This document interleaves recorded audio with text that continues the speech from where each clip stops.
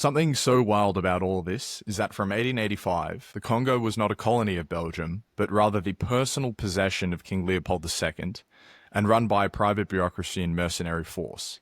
It became an official colony of Belgium 13 years later. But I wanted to ask you, did those 13 years of unaccountability, when it was Leopold's personal possession, did that allow for more brutality? Or can we suspect that even if it had been an official colony from the start, that similar practices would have occurred? That's a good question, Ryan. I think, though, that the answer is the second, that had it been a Belgian colony from the start, or had it been almost anybody's colony, similar practices would have occurred. Because if you look at the colonization of Africa, which was a startlingly rapid and often quite brutal experience, where the greatest death toll happened had not to do with who was owning the land involved, who was the colonial master, but what the crop grown there was. And where the greatest death toll happened was in areas where wild rubber was the wealth that Europeans were after. That was the case in Congo, and the same thing in Cameroon, which was then a German colony, same thing in what was known as the French Congo, across the river from Leopold's Congo, same thing in northern Angola under the Portuguese. And in all of these places, and actually in the French colony, French Congo, they have the best statistics, the death rate approached 50%.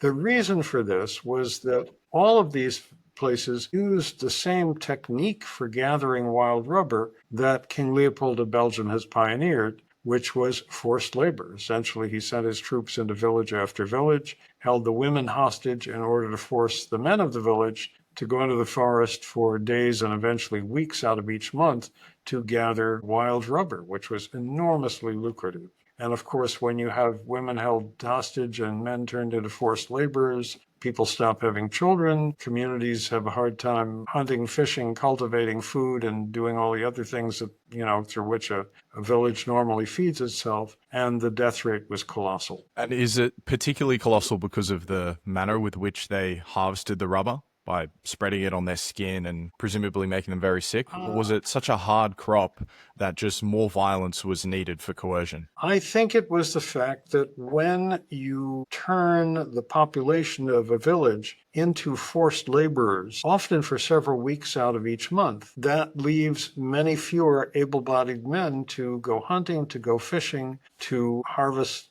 the food. Plus, their wives and daughters were chained up as hostages so that they wouldn't run away when they were forced to go into the rainforest. In addition to that, when Leopold's army arrived in each village, they would requisition whatever food was on hand to feed the soldiers. Plus, when a whole population is weakened by being treated this way, diseases when they're living in a state of near famine, diseases take a terrible toll that people otherwise might have survived. So for all these reasons, the death rate was enormous. And in what today is Democratic Republic of Congo, then King Leopold's Congo, and after that, the Belgian Congo, the best demographic estimates are that the population shrank between 1880 and 1920 by about half, from roughly 20 million people at the end of that time, at the beginning of that time, to roughly 10 million at the end of that time. We don't know the precise statistics because there were no censuses taken during this period. But it was a huge loss of population, not just from the deaths, but because, as I said, under these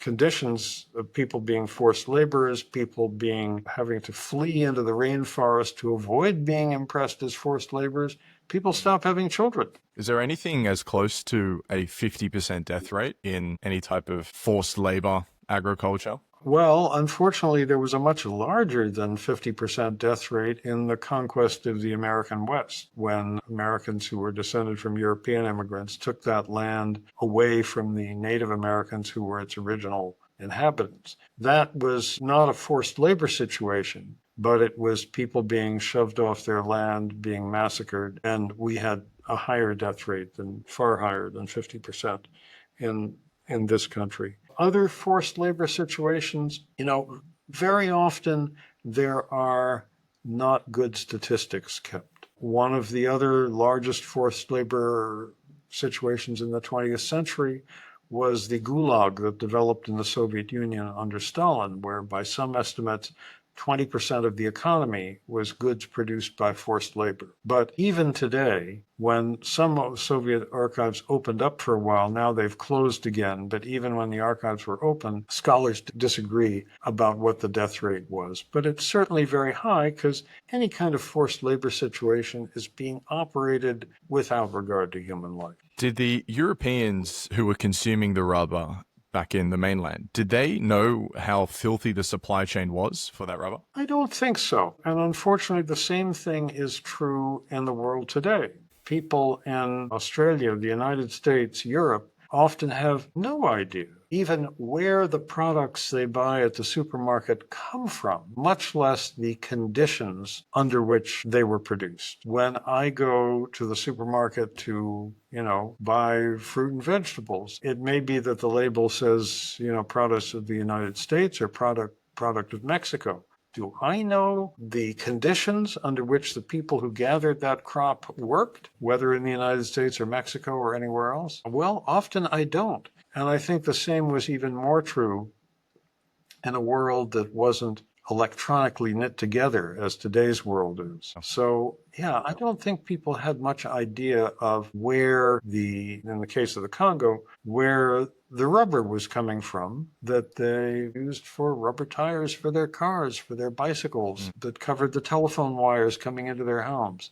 They had very little idea where that was coming from and under what conditions it was produced until the great campaign, really begun by a British journalist, Edmund Dean Morrell, to publicize that to the world. And that campaign was largely the subject of my book, King Leopold's Ghosts. Regarding that, now we don't know where our goods are coming from as well. Lisa Christine, Matthew Friedman, Bruce Labadou are all sort of activists in the slavery space, and they've been guests before, and estimates are as high as 40 million people at the moment are slaves, and, much to do with sort of the raw goods of maybe how the cotton is put together, how the dyes are sourced, and then how it's all manufactured. Surely isn't as grim and dire as it was in the Congo, but that same theme does echo even today through most of the things maybe in my house. Yeah, I think that's true. I mean, there are different estimates that one hears about how many people are in some sort of forced labor in the world today.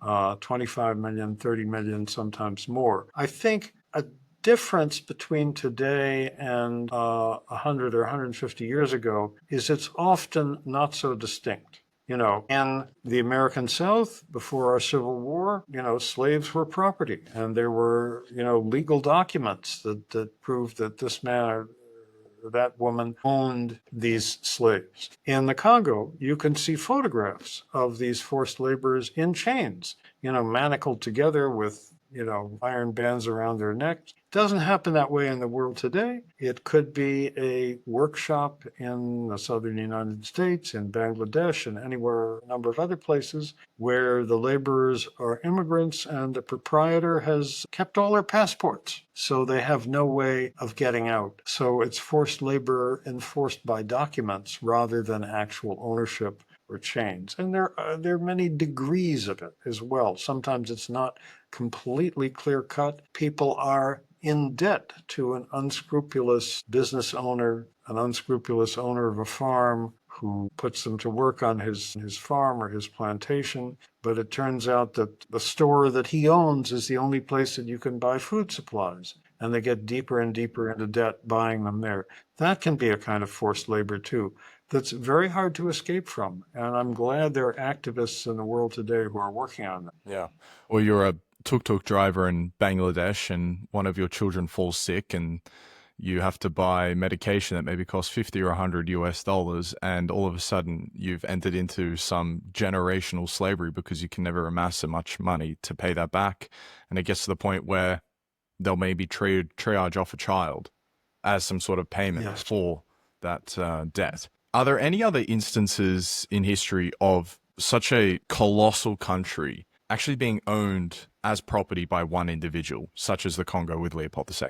I don't think so, except, there are plenty of empires and kingdoms where one emperor or one king was the boss, but In relatively modern times, I think the Congo is really the only instance like that. And really from 1885 till 1908, as you said at the beginning, Ryan, this territory, this enormous territory, roughly the same boundaries as the Democratic Republic of Congo today, was the personal, privately owned property of King Leopold II of Belgium. And it was recognized as such by all the major nations of the world, starting with the United States, which was the first to extend recognition. Leopold got in at the beginning of the scramble for Africa. He bamboozled Americans, Europeans into recognizing this territory as his own. He managed to convince them that his aims were merely religious and philanthropic.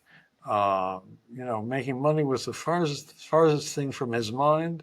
But of course, that was not the case. The role of Stanley, Livingstone, Burton Speke, and all these other explorers of the time, did they sort of open up the map for these ambitious extractive leaders?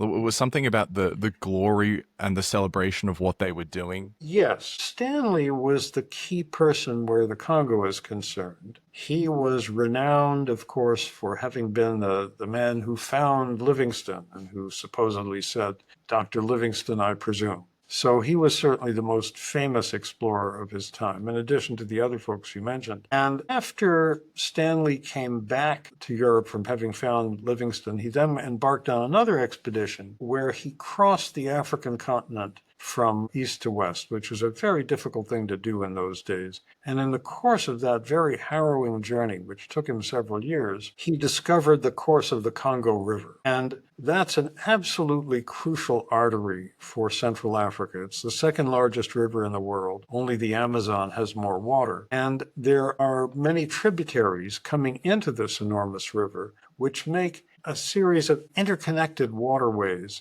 probably about 10,000 kilometers worth of interconnected waterways. And for an aspiring colonialist, which King Leopold was at that time, the idea of getting your hands on a territory like that, it was like conquering a vast country that already had a built-in railway network. Because, of course, one technology they had then was steamboats. And once you could get a bunch of steamboats onto this river, you had a way of extracting the wealth of that territory. And that's what Leopold was after. But that turned out not to be the case, right? Navigating these rivers was not so simple. It was not so simple. Leopold, after this journey of Stanley's, Leopold hired Stanley to essentially stake out this vast territory for him, explore it further, come back with some maps, which could then be used to persuade the United States and Europe to recognize it as Leopold's possession. The difficulty was that this enormous river goes down a series of rapids that extend over 50 or 100 miles just before it reaches the Atlantic Ocean on the west coast of Africa. And those rapids had, for several centuries, kept European seamen from exploring that river. They couldn't sail up it because the river drops a couple of thousand feet over these huge rapids. So to get the steamboats out of the river, they had to be built in Belgium, then cut into pieces, and then carried on the backs of porters around those enormous rapids up to the upper river network where they could sail that huge territory. So a lot of backbreaking work involved. Eventually, they were able to start building steamboats on the bank of the river. And before long, Leopold built a railroad around those rapids. So it was a railroad. Once they got all the rubber and ivory, they would take it to where the rapids began and then chuck it on a train and take it to the coast. That's right. That's right. Yeah, that was absolutely crucial. But within the Great Territory, all the navigation in the early days was by river steamboat. You called it conquest under the guise of protection. So let's just go to young Leopold. He's a prince. He's a bit of an odd fellow. The only subject reportedly that only paid attention to was geography. He grew to be a truly horrible father. He was very awkward with women, and he said ominously at one stage, "Belgium does not exploit the world. That is a mistake." So Stanley gets Congo onto his radar, but then it's a country roughly 5 times the size of France, half the size of the European Union. What about the mechanics of this empire? How does he manage to control a country of this size? Well, it was built up gradually. I mean, you have to understand first Leopold's ambition. He had become king of Belgium in 1865, but this was a time when it wasn't so much fun to be a king anymore because monarchs in Europe, with the exception of the Tsar of Russia, who had absolute power, had to share power with elected parliaments. And the elected parliaments had more and more power. The king had less and less. This was very frustrating to Leopold. He was also openly frustrated with being king of such a small country. And so he wanted this vast territory for his own. Got the world to recognize it just at that moment that Africa was being divided up among the European powers. And then gradually he built his own privately owned state there, Congo Free State, as it was called in English. He put the steamboats on the river, built that railroad around the rapids, which allowed him to extract the wealth, which in those early days was primarily wild rubber and ivory. And he built up an administrative cadre of Europeans, maybe half of them Belgians, half from other countries, including some from the United States, many from other countries in Europe, who worked supervising posts where the ivory and the rubber was gathered. And they, of course, got a share of what they gathered. So it was an enormously lucrative job for a young man to take. He built up a privately owned army, 19,000 officers and men. These were black conscript soldiers under white officers. And again, the officers, maybe half of them were Belgians, half from other countries in Europe, one or two from the United States. And this was the instrument by which he controlled the territory and seized those resources because his army had the most modern repeating rifles, had machine guns, had small mobile cannon, and had steamboats to travel around. Whereas the Africans he was subduing had at best old muzzle-loading muskets left over from slave trading days, and usually not even that. So his army was able to establish complete military dominance of the territory by about 1909 or 1910. At its height, how many Europeans were on the ground to administer this entire country? I know the number was about 450 in 1890, and then it gradually grew. It was certainly several thousand by the turn of the century.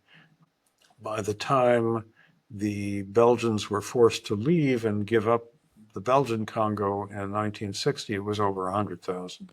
So it grew gradually. And if the Congo's population was, best estimate, 20 million by the time the Belgians arrived, is it just the weapon superiority that meant that 1,000 or 2,000 people could actually exert their power over this many people? Well, that's true of many colonial situations. I mean, you look at a place with vastly larger population, India, and the British never had more than a tiny force there.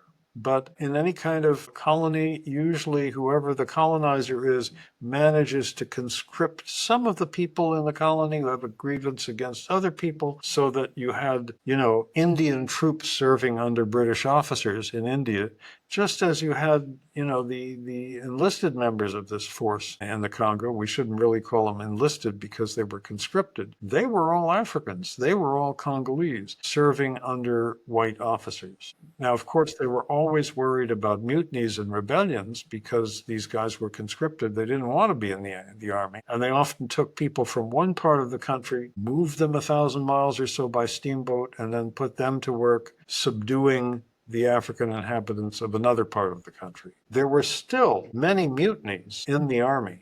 And actually, if you look at the official history of Leopold's private army, which was published a few years after his death, roughly 1/4 of its pages are given over to accounts of suppressing these mutinies. I don't think there's another army in history whose official history does that. How many languages were spoken amongst the Congolese before the Belgians arrived? Well, linguists often disagree about what counts as a language, what counts as a dialect. But the general figure people use today is anywhere from 200 to 400, depending how you count them. There are several lingua franca, or lingua francae, I guess we should call it, linguae francae. My Latin is not very good, where you have, for instance, in Eastern Congo, as in much of East Africa, Swahili is the lingua franca. In the western part of the country, it's a language called Lingala. And then there are similar languages like that many people speak, even if it's not their native. So even when this Congolese inscripted man is taken 1,000 miles elsewhere in his country, there was presumably still a means of communication that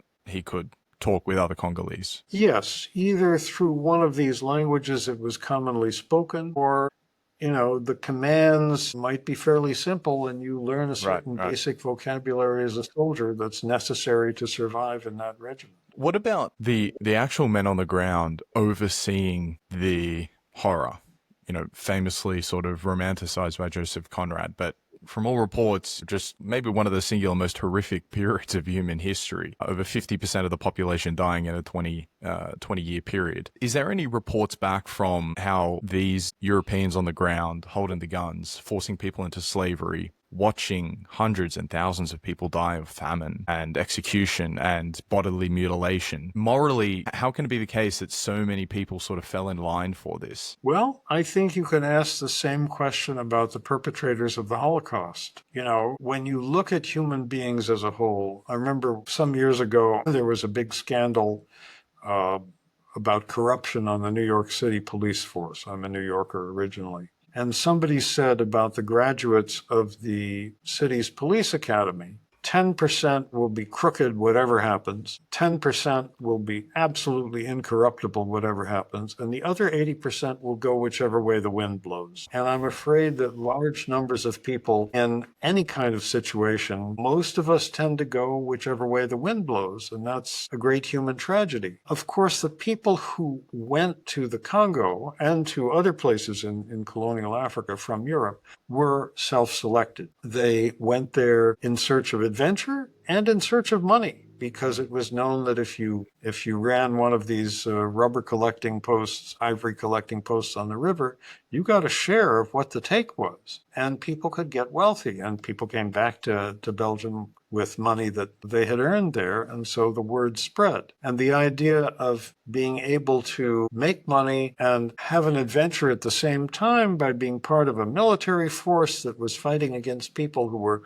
much more poorly armed than you were, that's attractive to a lot of young men. One thing that they didn't know, that King Leopold kept secret, is that at the time that he started recruiting Europeans to go to the Congo, Europeans had not developed defenses against all kinds of tropical diseases, malaria, yellow fever, sleeping sickness, and so forth. And of all the Europeans who went from Belgium to the Congo, roughly a third of them never came home, because they died of these diseases, deaths often accentuated by alcoholism. This statistic was kept silent, although notably Leopold himself never went to the Congo because he knew the statistic. He didn't want to get yellow fever.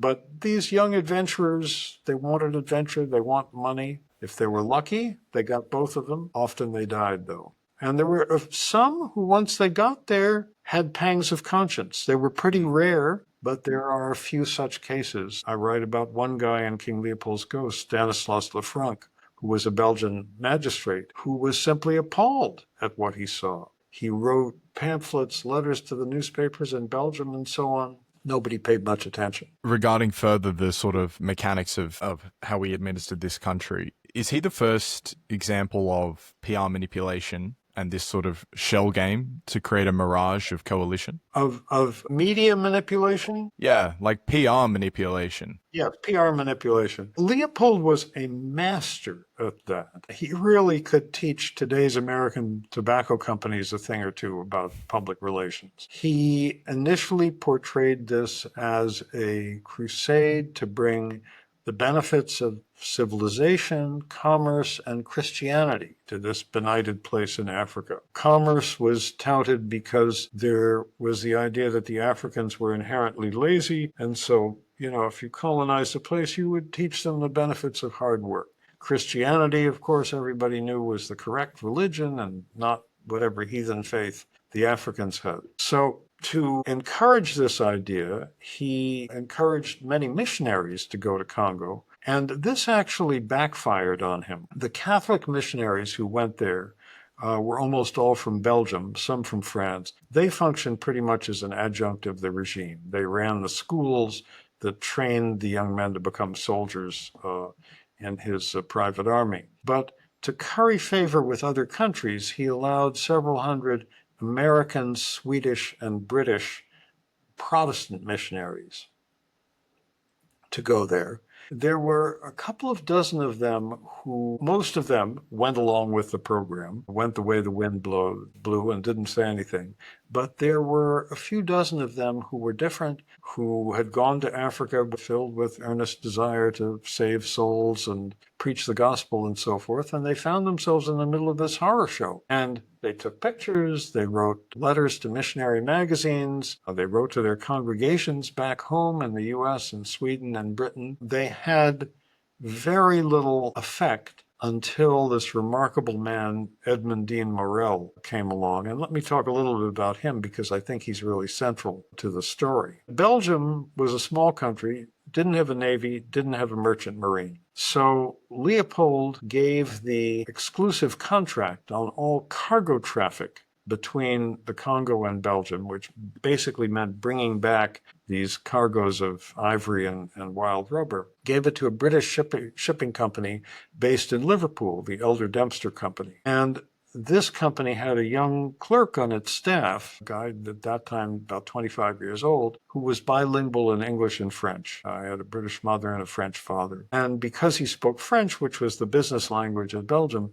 they would send him to the Belgian port of Antwerp every couple of weeks to check in the company's ships when they arrived, tally up the cargo, make sure everything was in order. And so Morel stood on that dockside at Antwerp. It still gives me chills when I think about this moment. And he began to realize something, that when his company's ships arrived from Africa, voyage of thousands of miles to Belgium, they were filled to the hatch covers with these enormously valuable cargoes of ivory and wild rubber. And he knew how labor-intensive gathering wild rubber was. But when they turned around and sailed back to Africa, they carried no trading goods in exchange. No merchandise was being sent to pay for all of this stuff. Instead, the ships were carrying mainly soldiers, firearms, and ammunition. So Morel looked at this month after month, and he realized he was seeing evidence of some kind of slave labor or forced labor system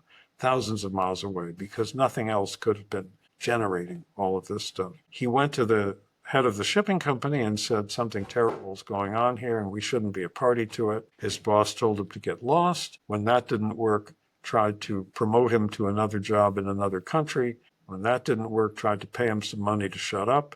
That didn't work. Morel quit his job and in the space of a few years turned himself into what today we would call an investigative journalist, and really became the most prominent investigative journalist in Britain in the first decade of the 20th, devoted himself 8 or 10 hours a day to putting the story of forced labor in King Leopold's Congo on the world's front pages. And he really succeeded. And of course, when an investigative journalist starts disclosing a story, people who have something to add to it get in touch. And in Morel's case, that was the missionaries who'd been working in Congo, trying to get the word out about the slave labor system. They brought him their stories, their photographs, and he used them, and they cooperated in trying to bring this story to the world, and they really succeeded. How did he succeed in the face of Leopold's PR machine? Since media at the time is sort of the written word, Leopold's the king of a country and extremely wealthy.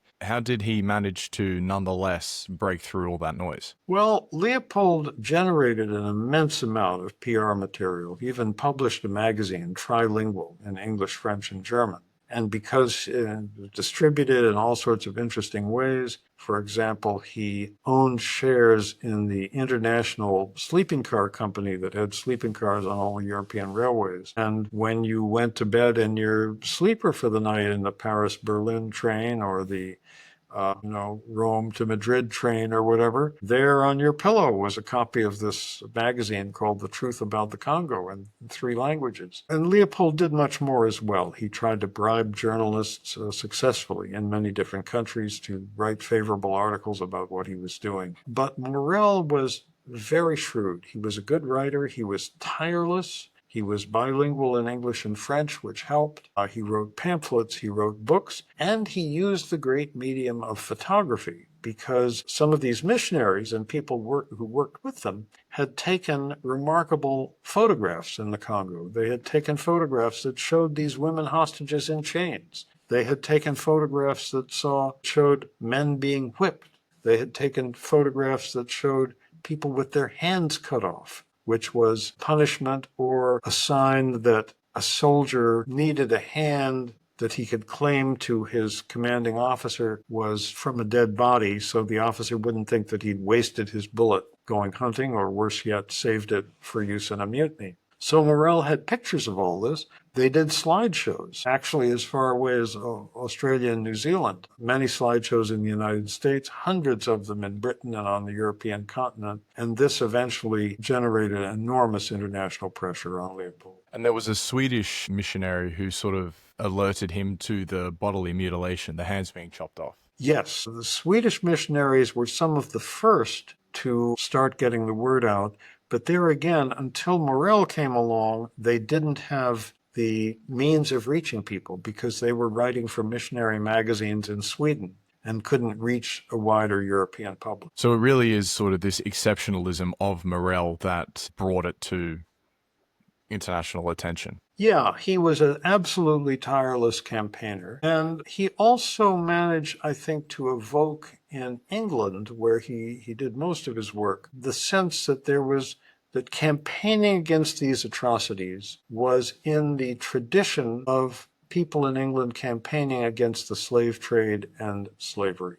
That there was an honorable tradition to build on there. Eventually, he joined forces with missionaries who were actually, and the Congo Reform Movement, as it was called, operated in conjunction with something called the British and Foreign Anti-Slavery Society, which was a descendant of the old abolitionist organizations that had managed to get rid of slavery in the British Empire, but were busily campaigning against slavery in other parts of the world. And of course, this was a form of slavery in the Congo that they were campaigning against. So he was effective in making his case known. I think the limitation was that he and the missionaries, all these other people, they were horrified by the forced labor, but they more or less took colonialism for granted and tended to ignore the fact that in other colonies that were also growing wild rubber, French, German, Portuguese colonies, there was also equivalent forced labor on a large scale. They just didn't pay much attention to that. They thought that if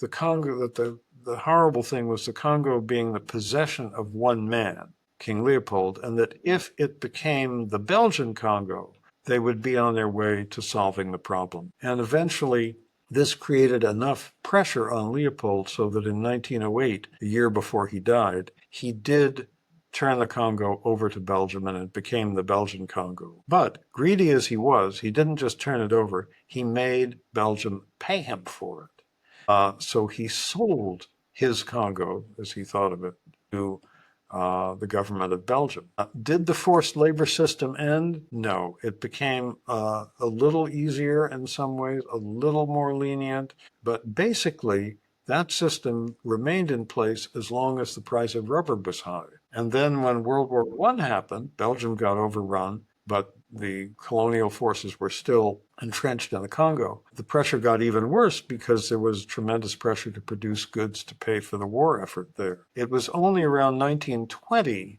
when the Belgian colonial authorities in the country began realizing that if they continued this system, the death rate was such that they would eventually have no labor force left. And you can actually find them saying this on paper. At that point, they made the system much less harsh. They began instituting basic medical care for the Africans and so on. And did the amounts of rubber that they would receive at that point reduce? Which is another way of asking, what was the intensity of the conditions they forced them under even necessary? Well, the intensity of those conditions was necessary to produce the rubber when it was growing wild, because it's one thing if you have people working on a plantation where you can supervise them, but if you've got to force people to walk for miles into the rainforest to tap rubber, because these rubber vines, there may be only one or two per acre in a rainforest, near a village tended to get tapped out pretty quickly. You need to do something like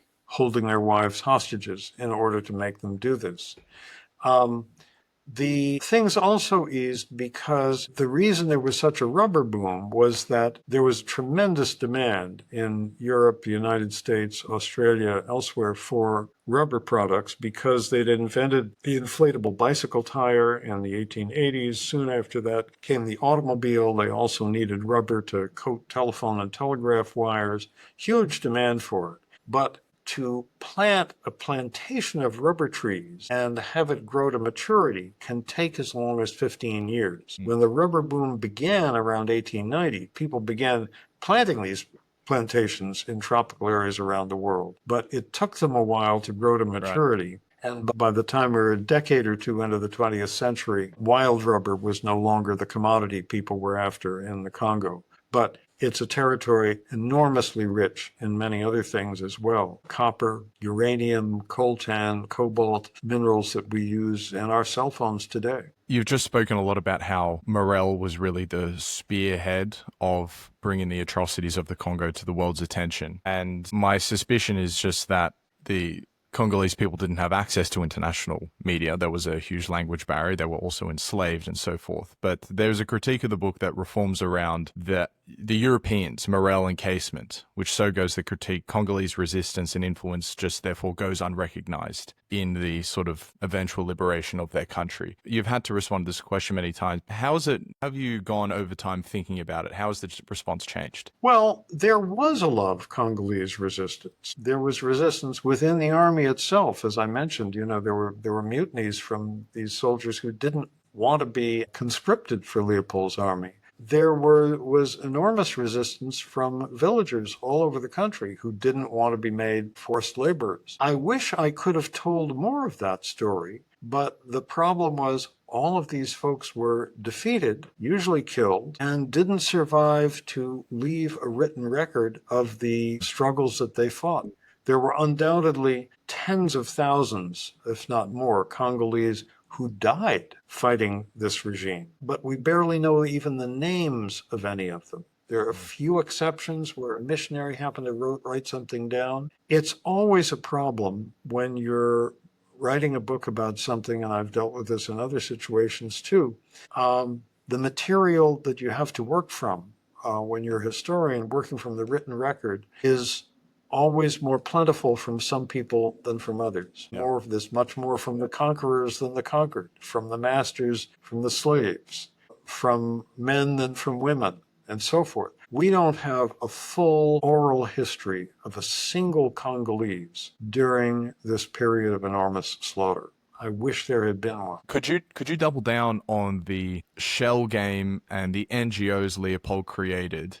And maybe break it down into a family tree if possible for how he did sort of convince the world that this was a sort of a mission to civilize the Congolese and bring them into the 20th century. Well, certainly one thing is that the world, if we're talking about Europe and the United States, didn't need much convincing because almost everybody in Europe and almost everybody in the United States, with the exception of our black population and our Native American population, were totally on board with the idea of colonies. They thought it was only natural that more developed countries, or more civilized, as they used the word they used in those days, should own and control parts of the world that were not that way. The United States, acquired some colonies from Spain in 1898 and fought a very ruthless war against independence advocates in the Philippines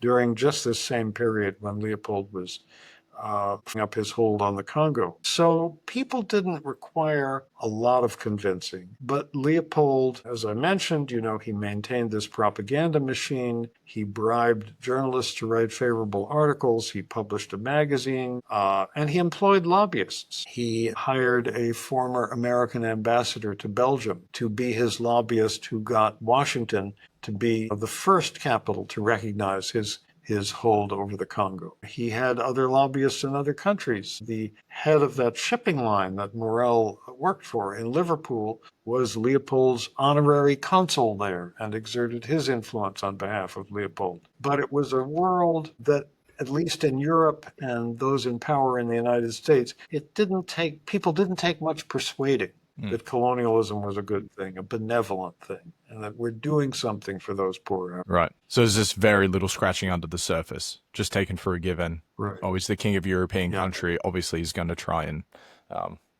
spread his good morals into another part of the world. Yeah, and as I was saying about Morrell, he didn't really question colonialism itself. In fact, he went to what today is Nigeria and wrote quite favorably of British colonialism as it was practiced there. He thought it was a matter of either practicing it well or practicing it badly. Interesting. Today, we would take a different view. Is there a sense of nationalism to Morel as well? That because it's the great empire, the United Kingdom, that of course it's going to be done better than these mainlanders, Belgians. I think so. I think he was a British patriot in that sense. But at the same time, he was a very brave man, especially in the subsequent part of his career. When Britain entered the First World War in 1914, he was one of a considerable minority of people in Britain who felt it was a mistake to join this huge war that was obviously going to remake the world for the worse in every way. He spoke out very strongly against that, and eventually he served 6 months in prison at hard labor for doing so. And it broke his health, and he died quite a young man. Adam, you published this book in 1998, so almost 30 years ago, and you've presumably been asked thousands of questions about the Congo and Leopold's grip on the country in that time period. But what do you think is the most important but unattended question from your work? Something which you wish was more often asked? Gosh, I think we don't pay enough attention to how colonialism shaped the world that we live in so many different ways. I mean, huge parts of the world today, almost all of Africa, much of Asia, were countries that were once colonies, the Caribbean nations as well, South America in a different way. We need to pay more attention to that heritage, how it has shaped these different countries. And I think we need to pay attention to why some countries have been able to recover from colonialism much more successfully than others. The Congo, for instance, is in terrible shape today. I've been there a couple of times in recent years. The average per capita income, adjusted for inflation, is probably less than it was when the Belgians left 60 plus years ago. On the other hand, only 2 countries away in Africa, you have a state like Botswana that's quite prosperous, has managed to seize control of its own natural resources and not farm them out to foreign corporations, has one of the highest per capita incomes, if not the highest per capita income on the continent. Low level of corruption, is quite successful. What accounts for that difference? I don't pretend to know all of the answers. I have some thoughts of what could be part of the Yeah, what do you answers. suspect? Well, I think key thing is that it was probably somewhat better to be colonized by the British than by the Belgians in Africa, because the British had had the experience of seeing the independence movement grow over the course of the 20th century in India. And even before India finally became independent in 1947, the British knew it was in the cards. And they made some preparations for this in Africa by extending high school education and higher education to sizable numbers of people in some of their colonies there. The Belgians did not. Only at the very last minute did they start a university, for instance. Very, very few Congolese had higher education. When the country became rather abruptly independent in 1960, there were only about 3 dozen Congolese who had, in this enormous country, the size of the United States, east of the Mississippi River, as you said, I think half the size of the European Union, there were only about 3 dozen people in this whole country who had university degrees. The country has never really gotten on its feet ever since then. We, the Americans, did not help by heavily supporting for many years a kleptocratic dictator, Mobutu Sese Seko, who ruled his country for 32 years, accepted lots of American aid, and plundered it more ruthlessly even than Leopold had. He had much more developed economy to plunder. Congo is one of the worst case scenario in Africa. A place like Botswana, I suspect, although I don't know, I haven't been there, I haven't really studied it, but I think one thing that may have made a difference there is that Botswana's great natural resource is diamonds. The diamonds weren't discovered until after the British left. I have the feeling had they'd been discovered decades earlier, uh, the British would have left under very different terms where they continued to own large diamond mines and the like. I don't know. I'm just speculating there. But these are the kinds of things I think we need to do more study of. To invite maybe another explanation, it's regarding sort of Tim Marshall's worldview about prisoners of geography. And it's not a geographical determinist worldview, but it's nonetheless like a real assessment of the limitations that geography place on a country. And so also inviting Tim Butcher's work, Blood River, there's a striking moment where he goes through a village, has a conversation with an elderly man. And in the conversation, the man reflects that he's seen more of the future than his own grandchildren have. Because when he was a young man, there was a train that ran through, the hotel served cold European beer, and now, 40 years later, they're living in the shells of those former buildings. And this theme is constant throughout Butcher's reporting, throughout his journey in the Congo, of development in reverse, like undevelopment, a country in decline. And so the question is, how much of this is due to their colonial history and how much is due to do with rather the prisoners' geography worldview, where the DRC is this huge, dense rainforest, mountains, some navigable rivers, but not down all the way to the coast. So the sort of infrastructure is fragmented, to say the least. The DRC borders 9 countries, many of which have their own conflicts and unstable governments, where often there'll be huge flows of immigration into the Congo because of that. And then to top it all off, the DRC sits on cobalt, copper, coltan, gold, diamonds, oil, like you said, a bunch of natural resources which, had they still been colonies, the details under which they would have left would have looked very different. And so therefore, instead of fostering development, the wealth attracts predation, corruption, and sort of foreign interference. So, how much of Congo's really bad hand that they have today is due to those factors versus their colonial history? Well, I think you're right that the geography makes things tough. It's a very difficult country to travel in today. At the end of the colonial period, it was somewhat easier because there were rudimentary highways which allowed you to get most places. And of course, there was still a lot of travel on river steamboats in those days. But it's still a hard country to get around. You can't hop on your motorbike and drive from one corner to another very easily. So I think that had a lot to do with it. But I think also having natural resources, especially minerals, can be a disadvantage when you don't have a strong government because everybody else wants a piece of them. It's as if you're a wealthy, enormously wealthy young woman who doesn't have anybody to protect her, and everybody wants to marry her and get those riches. And I've had Congolese friends say to me, we wouldn't have had so much trouble if we weren't so rich. And indeed, you can sort of see the wealth flowing out of the country. In eastern Congo, I remember standing at the border and seeing truck after truck carrying. What were they carrying? I believe it was stuff from the tin mines across the border into Uganda. You see people crossing the border, on motorbikes or on foot, and you know that they're probably smuggling gold dust in the seams of their clothing or places where it can't be detected because it's estimated that 98% of the gold leaving the country never is tallied for customs purposes. So when you've got a weak, chaotic, corrupt government and all these natural resources, it's sort of too tempting for outside forces to come in, whether they be multinational corporations,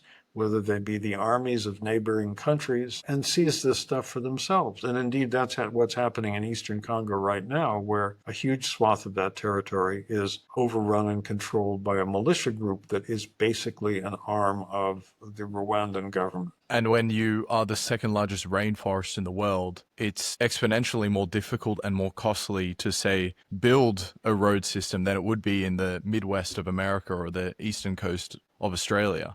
And so you do have these compounding problems that just get worse and worse. I watched this documentary on YouTube. It was amazing. I think it was like 10 years ago. It was a French guy, and he just rode a bus from one town in the Congo to another town. And attached to this bus was just the most absurd journey ever. It was barrels of oil that were hanging over the side. It was sacks of rice that people were sitting on top of. And the whole point of this documentary was just to say that to get anywhere outside of Kinshasa or one of the major cities is almost impossible. And therefore, the cost of goods upon arrival are expensive to someone living in Stockholm, let alone in the Congo. And this is for the most base materials. And so when you're relying on, when we live in a very globalized world and very few of the things that you're actually going to consume are grown in your own country, this sheer problem of transport and getting them there is this extraordinary limitation, which is going to further hamstring the country going forward,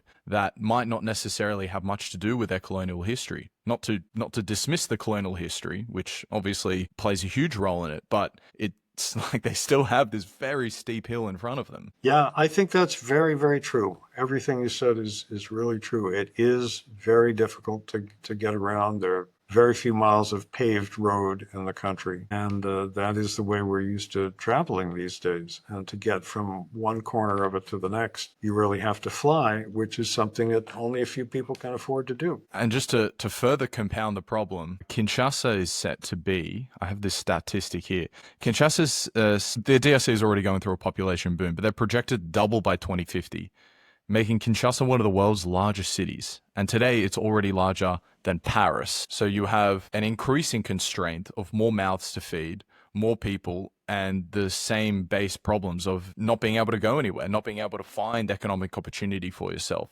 And so naturally, like, if you can afford to leave, you probably will leave. And again, it's just compounding and compounding and compounding. And it sets a rather grim future for this country. Like Reuters reported over the weekend that a tinderbox conflict is ready to explode in the Congo. Yeah, because of these militia groups out in the east and no sort of central form of government. It's just a very grim setting.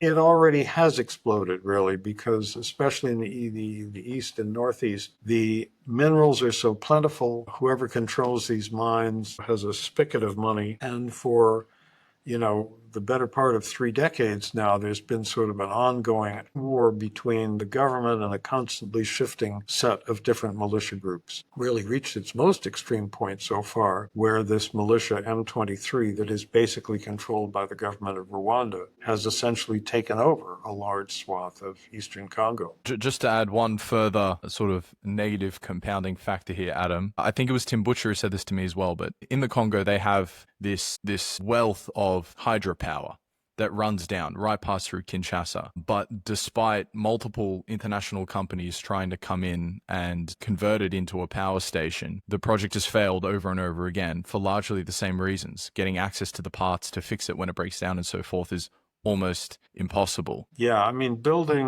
when we think about building a huge dam, and this would have to be perhaps the largest in the world if we're talking about damming the whole river, which, as I say, is that only the Amazon has more water. When we think about building a huge dam, we always assume there are roads and railroads that can bring in all the equipment you need and all the concrete and the rebar and everything like that. Very, very hard to do when that stuff doesn't exist. But then it leaves us in a position where pretty much the only attraction for international organizations who have the scale of labor and money to make a difference to the country are almost by definition just going in there for extractive reasons, to get access to the cobalt, to get access to the oil, to get access to the hydropower. And therefore, when they go in and they build roads, it's only to service whatever the part of the forest is that they're going to extract these things. And it doesn't connect any villages and just continues this problem. Anyway, so it's a lot of sort of depressing notes one after another, but sort of where does that leave the Congo? And as someone who obviously has quite an intimate relationship with the country, like, how do you feel about it in the remainder of your lifetime? What's going to happen here? Well, I wish I saw some cause for optimism. It's hard to see that right now. I think it's going to be a long, long, hard road. The sheer raw military power of these militia groups has proven more effective than that of the Congolese army at this point. The army itself is quite corrupt and has, many commanders have lined their pockets by gaining control of a post that gives them control of a key mine or something like that. There have been efforts by the United Nations, by the European Union to send a peacekeeping force, and there are UN peacekeepers. I've seen a lot of them there, but they don't really have the mandate to interfere when the fighting starts. They end up protecting the international aid workers, but not doing much else. So I don't see a lot of cause for optimism. I wish I could say otherwise, but at the moment, I don't see it. Because I know some enormously talented Congolese. Proof of that, I think, is that they generate some of Africa's best music. And there is a lot of life in a city like Kinshasa. But it's going to be a long haul for this country to really put itself back together. We don't have to end on such a depressing note. The book is now 25 years old. The world has changed, even in those 25 years, quite massively, and history is evolving, obviously, all the time. What parts of the book stand out to you more than ever that's relevant for the current moment? Well, I hope that we can take some inspiration from the people in the book who fought for justice in one way or another. Morel was really a key figure in this movement that put the world's eye on the Congo and its slave labor system. As I say, I don't think his solution to it was sufficient, that just take the country out of the king's hands and put it into Belgium's hands. But he was a brave man who did a lot to help people understand how colonialism works. His associate, Roger Casement, a remarkable figure, an Irishman who worked in the British Foreign Office, was British consul in the Congo, did an investigation of conditions there for the Foreign Office, and in the course of that began to realize Ireland is also a colony. And he became part of the Irish independence movement and was hanged by his former employers, the British, in 1916. There were great African patriots, Andrew Shenu, people I talked about in the book, whose lives we know much less about because there isn't the written record remaining. If I had one wish in rewriting this story, it would be that there were as rich written records about the Congolese patriots as there are about people like Morel and Casement. Sadly, they're not, but these people need to be honored as well. Just a few more for you, Adam, quick ones. Did you notice that The Rest of History, an extremely popular history podcast in the UK, they did a series on the Congo recently? Somebody told me about it. A neighbor of mine told me about it, but I haven't seen it. Okay. They did an episode covering your book. This is probably genuinely one of the biggest media, arms at the moment in terms of the reach that they would get. Millions of people would listen to it. The book has had many translations. It continues to amaze me because I had a hard time getting it published to begin with. The idea for the book proposal, was turned down by 9 out of the 10 publishers, American publishers it was submitted to. But now it's been translated into about 20 languages. In fact, just today, I signed a contract for its translation into Croatian. Wow. Congratulations. Do you know if it sells in the Congo? Yes, the French language edition is sold there because French is the language of the Congo government and education system and so on. And book distribution, like much else, is not well developed there. But when I went to Congo about 15, I made a couple of trips there in recent years. The first was about 15 years ago. I was with some people from the organization Human Rights Watch, and we took a carton of 100 copies of the French language edition of the book, and we gave it out to school principals and so forth there. So it does get read. I know parts of the book were excerpted in a newspaper in Kinshasa when it was first published. Do you get emails from Congolese saying, I had no idea about this history? Yes, from time to time. Not many of them, because very few people there have emails, but I have heard from a few people. How does that make you feel? Well, I'm delighted. If I've helped people learn something about their history, I'm grateful to have been able to do that. The appalling thing is that when it comes to using the written resources that a historian uses, government records, books, publications of all kinds, newspapers and magazines of the period and so on, somebody working in the United States or Europe with access to a good library has far more resources than somebody working in Congo today. It's a tragedy. So Congolese historians I've talked with about this, and it's a tough thing to overcome. It's one reason why I value organizations like the Internet Archive that digitize literally millions of books and make them available for free to anybody anywhere in the world.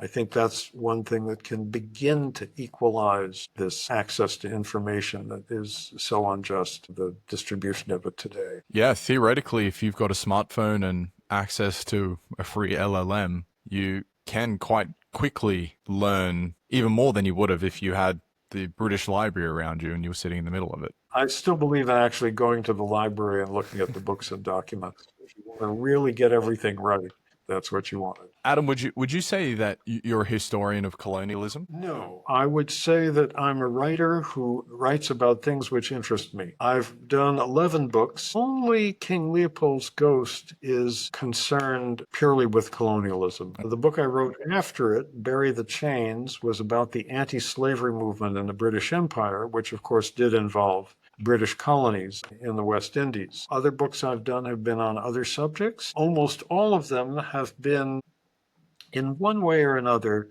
about people struggling for justice, trying to make a better world, trying to fight against an unnecessary war. I've done 2 books about the First World War era, one about that era in the United States, one about that era in Britain. I did a book about how Russians were trying to come to terms with Stalinism. Fascinating. I traveled around, saw the sites of the old Gulag camps, interviewed former Gulag prisoners, retired secret police types, some of them repentant, some of them not repentant. But stories of good and evil, people fighting for justice, people fighting against oppression of one sort or another, that's what interests me. Did Australia ever get on your radar? Not yet. Maybe that lies ahead. I don't know. I have not been there, unfortunately. I would love to go. There are far too many parts of the world that I haven't been to yet. Absolutely. All right, Adam. Well, last question, nothing to do with the Congo. Well, not necessarily, but it's something that I try to ask every guest who comes on, which is, what is the role that serendipity has played in your life? Serendipity. Well, if you mean good luck, I've had a lot of good luck in every way. I was born in comfortable circumstances. I was born in a house full of books with parents who read aloud to me, parents who showed me how to use libraries, parents who read themselves. This was hugely useful to me as a writer. I was able to get a good education and I hope make use of it. And I've had serendipity in some things that have happened to me when writing these books. For example, in the Congo book, King Leopold's Ghost, if you look at it carefully, you'll find more footnotes than anything else, than referring to anything else. You'll find probably 100 out of 900 or so footnotes referring to works by Jules Marchal. Who's Jules Marchal? He is a Belgian who had been a colonial official in the Congo and then had gone into the Belgian diplomatic service after Congo became independent. One day in the 1970s, he was serving as Belgian ambassador in West Africa and Liberia. He saw an item in the newspaper that referred to 10 million people killed in King Leopold's Congo. And he wrote to the Foreign Office in Brussels, his employer, and said, can somebody send me some information about this so I can correct this unfortunate slander on our country in the paper here? And he said to me, 20 years later, I got no reply, and that's when my curiosity began. He eventually retired from the Belgian Foreign Service and spent some 15 years writing a 4-volume comprehensive series of books about King Leopold's Congo, delving into the archives in a way that nobody had done before, found all sorts of rich material. It was enormously useful for me. I went to see him. I found out about him by chance. His books were published only in Dutch and French, the 2 languages of Belgium, never received a single review in a Belgian newspaper, magazine, academic journal. I found out about him by chance, talking to somebody else. I went to see him. We became good friends. I was able to draw on his books, which, as I say, had gotten very little attention at that point. He read my manuscript twice, correcting errors. Meeting him was one of the greatest acts of serendipity that's ever happened to me as a writer.